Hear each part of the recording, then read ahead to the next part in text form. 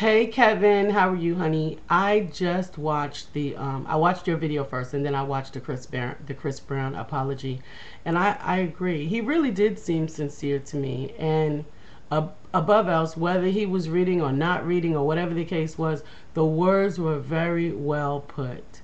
He made a mistake. He didn't offer any excuses for his behavior, and he made the statement to make every effort to do better. And I think that there's all we can do is take this as it's given, in the nature that it's been given, offer him our forgiveness for whatever that's worth, even though I think it is important that we forgive, that each and every one of us forgive, whether he's speaking directly to us or not.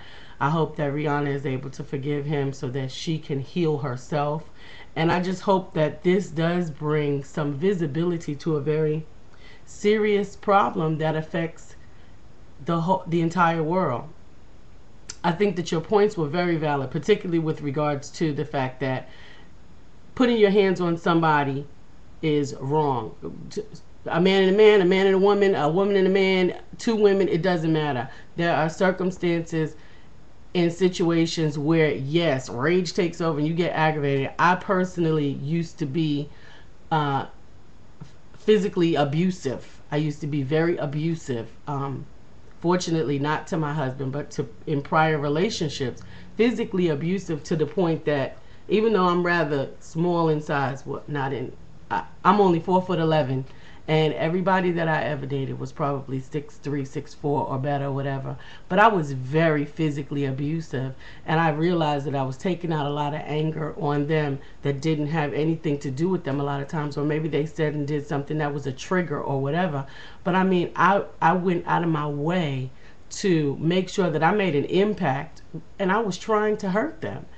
And I'm thankful that I have been able to be forgiven, and I have been healed from that, or rather delivered from that, and that I have been with my husband now for 18 years. And although we have had our disagreements and our mutual scuffles or whatever, but it's never gotten to the point where it was physically abusive again.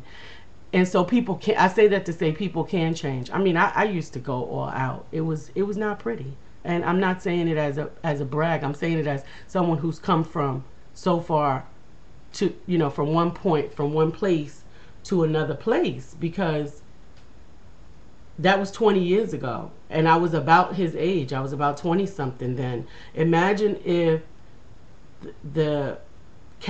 my character then was the only character that I was ever allowed to be known by for the rest of my life.